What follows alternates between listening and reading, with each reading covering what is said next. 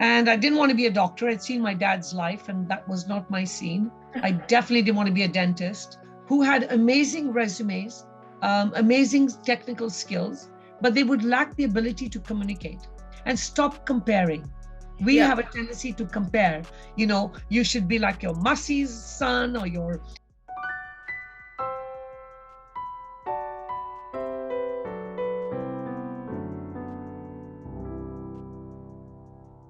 Hello and welcome to another super duper fantastic episode of Pitch Cafe podcast. This is a place where talent meets coffee. Our talent today is talent genius or genius talent. Tell you why. Because she is one of those prominent women here in Silicon Valley who creates genius kids. Her organization is called Genius Kids. But hey, I'm not going to stop here. She's also a motivational speaker, an activist, a woman empowerment leader, and a book author. My most favorite because I'm an author and I see myself in her and I see herself in me. So, I can go on and on with this list, but I gotta stop because I don't want to delay anymore before I invite her onto the stage. Today we have with us Rennu Dhillon, one of the legendary Silicon Valley women leaders. She's been to the House of Lords. She's been there, done that. She's one of the most commonly known, sought after leaders in the youth education empowerment segment as well. So without further ado, Rennu, welcome to Pitch Cafe podcast. What an honor to have you here. Thank you so much for inviting me, and I hope I can meet up to all those expectations that you just introduced me by. But your words are very kind. Thank you so much. Awesome. So Rennu, I just gave a list of all those hats which you've worn as I introduced you. But who is Rennu Dhillon really? Who is she? Is she a teacher, an activist, an author? Or is she just a girl, very simple at heart and she's got these amazing dreams? Or is she a change maker? Who is Rennu Dhillon? Who is the woman behind this aura? I just consider myself as Rennu. I'm Rennu Dhillon, and I have always been like this since I was a child. I've never changed. My mom always tells me, when are you going to change? And I said, Mom, it's a little late now with all the gray hair, silver gray hair. It's hard to change. I've always been like this since I was a little child. I've always spoken my mind, never feared anything in life. And I do what I want to do, and I live life on my terms. And of course, as you go along in life, your experiences will mold you in certain ways and make you better as you get older, and every day you get better. But I think this is me, and I've never changed. And even those friends of mine, I was recently on a trip to Kenya, and I met with some friends after 41 years, and They said the same thing. They said, I haven't changed one bit. So yes, I'm the same Rennu. And I think I wear many hats. I'm a mom. I'm a daughter, and I'm a friend. I'm a sister to so many people. I'm a teacher to so many children. I hope I'm an inspiration to many. But I really just want to be me. I never try to be anybody else. I just want to be Rennu, and a better version of Rennu every day. Yeah, I have to share this with you. I'll tell you why this is a celebrity moment. The first time when I took my daughter to Genius Kids, there was an issue with her getting placed there because it was sold out. And then I went again the second time, and then we had an issue logistically, for dropping off and picking her up. Then I stood there for 1 second and I said, whoever this person is who has created this ecosystem, I must meet her someday. And here I am doing a podcast with you. I must thank my stars. But really, I have to ask you this question. What is your motivation behind starting Genius Kids, in Silicon Valley, in such a competitive landscape, something so tender and yet something so amazing? You're building amazing kids. What was your motivation?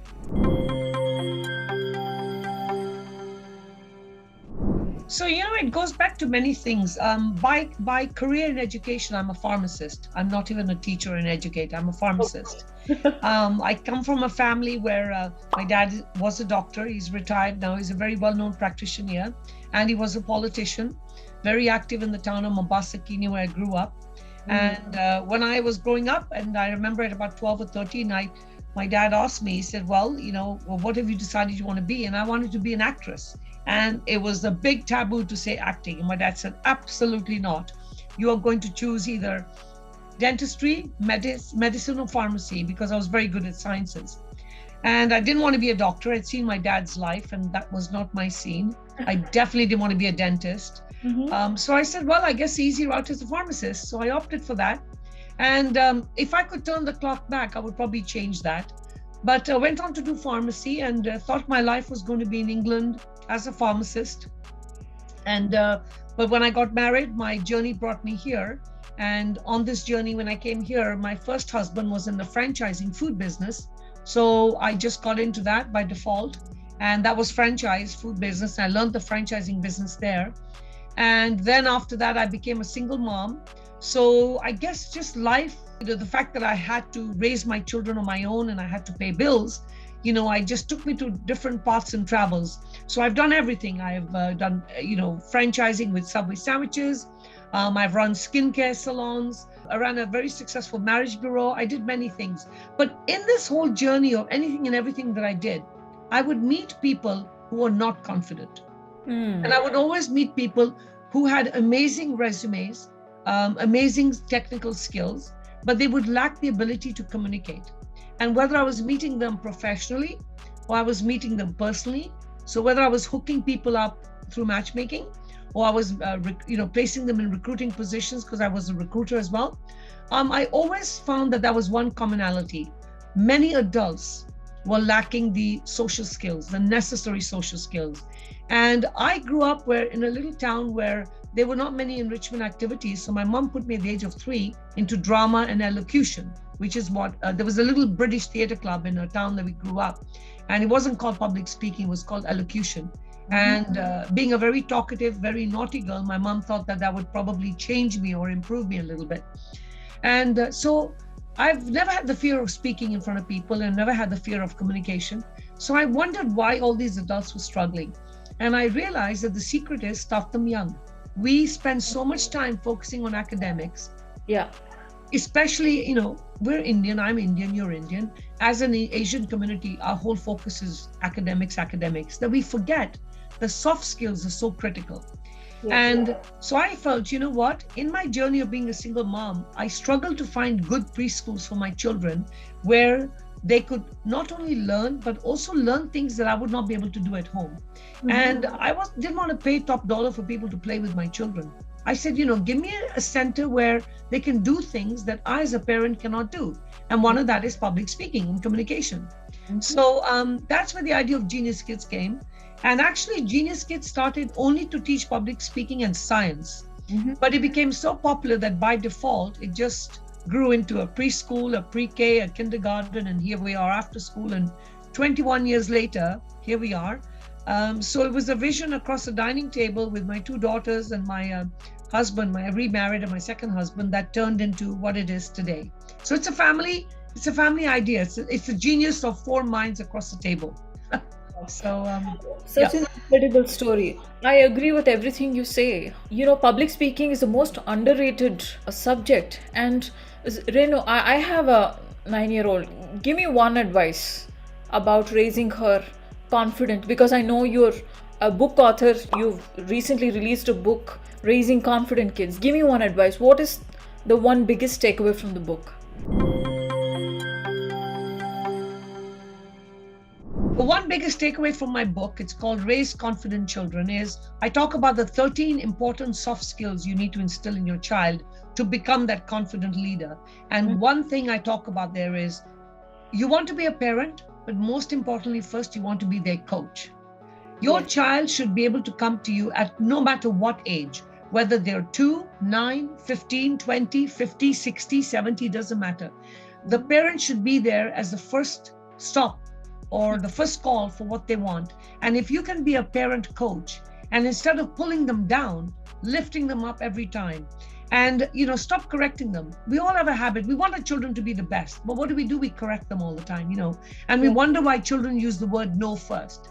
I mean, a toddler says no first because that's all we tell them, right? No, don't touch this. No, don't touch that.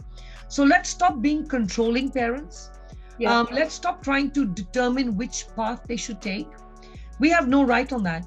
As children, our body has produced life, but we have no right on that life. Yes. Our body was a vehicle to have life, but we Yeah. have no right on that life. That child has to find their own path, and it may not be the path that you want them to take. Yes. So I'm not saying let them lose, and I'm not saying let them do whatever they want. You want to obviously guide them, but be their coach. When they make a mistake, it's okay. Yeah. Nobody can be 100%. Why should you be 100%? And stop comparing. We Yeah. have a tendency to compare. You should be like your Mussie's son or your so-and-so's daughter or this and that. No, let them be them. So when you asked me in the beginning of the podcast, you said, who are you? I'm Rennu, and I want to be Rennu. And I want to be a better version of Rennu every day. I don't want to be you, and you don't want to be me. We want to be ourselves, but we want to improve every day. And you need to be that coach to teach them how to improve. And that's my best advice to parents. Wow, I think your parents are also your coach. You go to them even now. And I go to my parents even now, yes. I do. Now, my parents came from old school. They are still very much traditional parents, very strict. I can't talk back to my dad even now. Even at 61 years old, I don't dare talk back to him. And forget using a cell phone when I'm sitting with them. It's just unheard of. My dad will not tolerate it. And I still have that fear, of my father. But we don't want to grow up with fear. Fear is not the way to raise kids. We have to have communication, and it all boils down to communication, Vida. It's all about communicating, and in anything, whether it's your personal relationship with your spouse, your teacher, your family, it's not what you say, it's how you say it. That using the correct language is so important, because once the wrong words come out of your mouth and the child hears that, they will remember that the rest of their life. So that is so important, to really choose the right words and then teach them how to do the same thing. Yes. No, I agree with you. They have certain frequencies and they embed in people and they come back to you. What you throw out comes back to you, the same vibe. It does. Theory of law of attraction. That's what it boils down to. Now, I want to ask you, you have done so many businesses. I'm literally amazed, and the scale of it, from a small franchise to large, scaling business, thriving business, and you launched a book. That's one kind of business. I'm a book author. I know that you're a motivational speaker, and you did lots of things like a food franchise. What are the successful traits for for a business leader, for a successful business leader, more so successful woman business leader? What are some of the traits you think are important?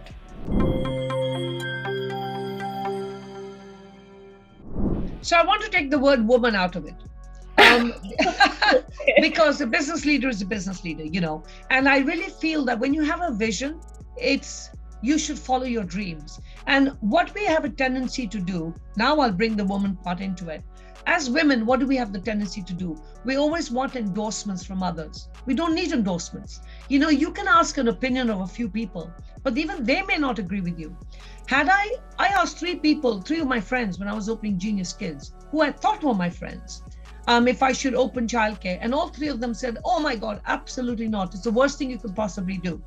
I'm glad I didn't listen to them, because I found out later they were all opening childcare. That's why they didn't want me in it. So don't, investigate, do your homework. But if you have that strong feeling, and women's intuition is very strong. Yes. When you know you want to do something and you love what you do, you'll be successful anyway. Now, your idea of success may be different from somebody else. Somebody's idea of success is to maybe make millions of dollars, and somebody's ideas of success is to be successful with children and to make an impact. And for me, success is determined by what I enjoy doing. And I want to be in a business that's gratifying. And, literally just before this podcast, I got an invitation from a student that I have taught. He's graduating from high school now. I probably haven't seen him for 12, 13 years, but his parents have remembered me and they've sent me an invitation for his graduation, because he's heading out into an Ivy League, and they want me to come there and be acknowledged for being his first teacher. Now, if you can remember that after 13 or 14 years, then you know what? I don't think there could have been a better career for me than anything else. Absolutely. And today, one of our students got selected, out of 15,000 students, as a National Merit Scholarship winner. and I reached out to the mom to congratulate him. They still remember us and he still remembers us. So if you can do that, then you've really done something. And for me, that's success. Yeah. It's not the monetary, that is success. So what's the secret for success? Never give up. And also be willing to sometimes accept that things did not work out and maybe change your path a little bit. You have to change direction all the time. You have to change. And it's not about competition or anything. You just always have to have new ideas to change. The pandemic has changed the lives of so many people. We have to change. We all have to change, and we have to change the roots and the way we think and how we're going to function now. Same thing, your business. As business owners, if you just stay in one track, you're never going to succeed. You have to be able to be open to change and be open to listening to young people and their ideas as well. Fantastic. So I think keeping an open mind and never giving up. Two things. Yeah, I like the way you started, take the word women out. Don't seek validation, never give up, and consider failures as points of correction rather than dwelling on it and pulling yourself down. Amazing. No, I don't like to use the word failure. I think everything is a life experience, right? Yes. I sometimes hear people that have come out of bad marriages. Yes. You haven't failed. It was just an experience in life.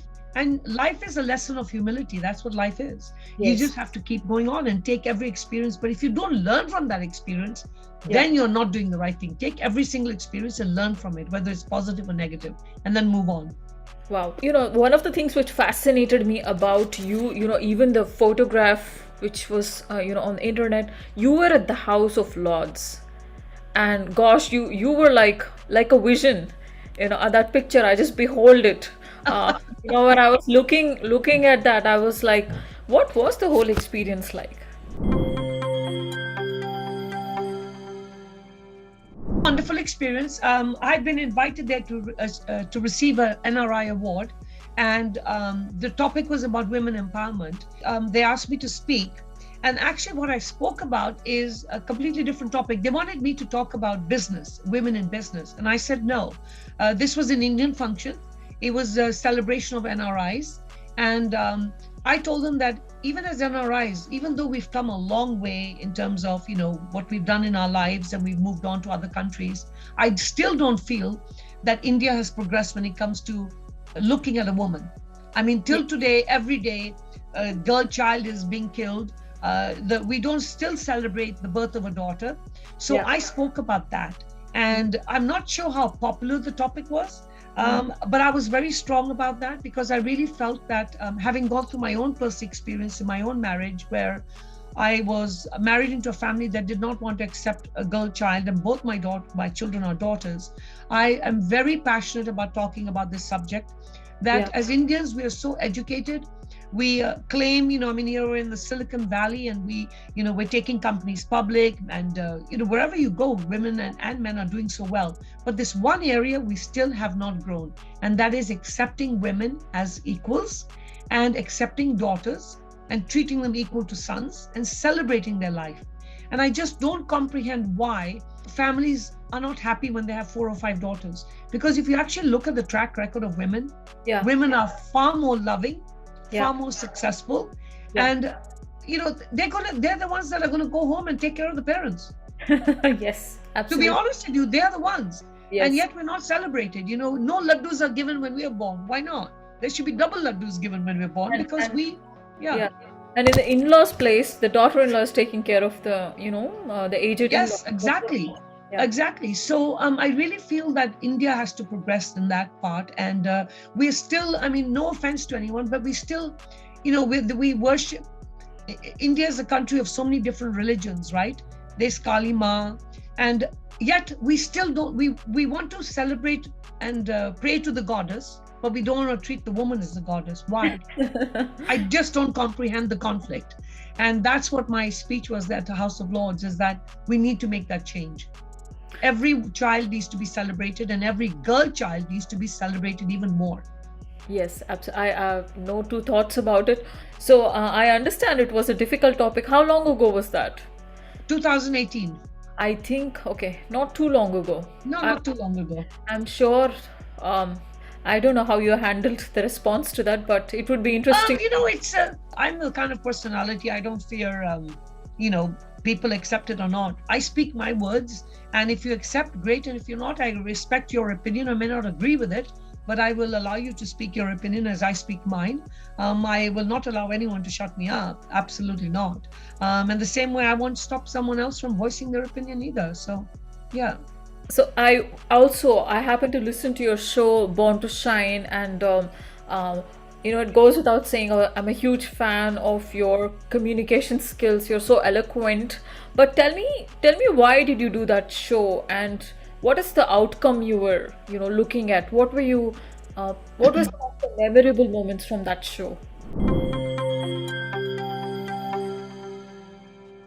So Born to Shine, we were on Radio Zindagi, and they wanted to bring on a show during the pandemic. All the kids were at home, and we really felt that there needed to be some kind of an outlet for the children to connect with others, not just their, cousins and relatives on Zoom. There had to be other connections, or with just their classmates.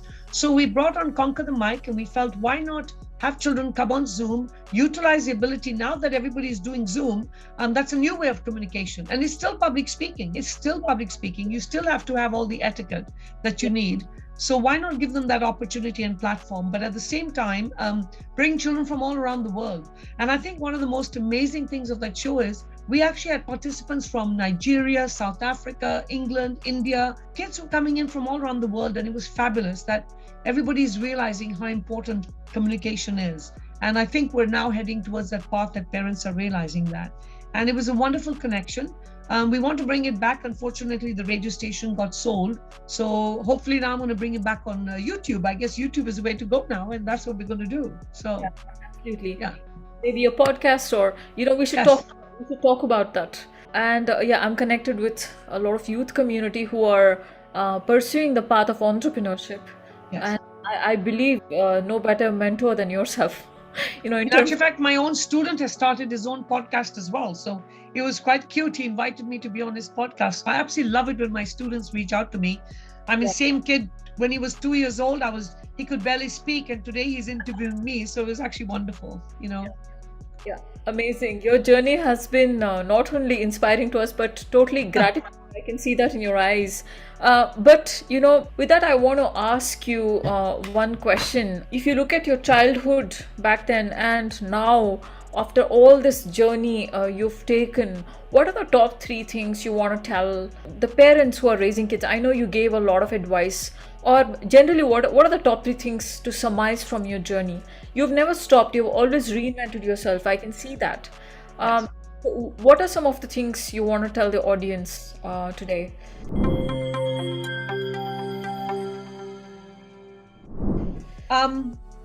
Let your children be children.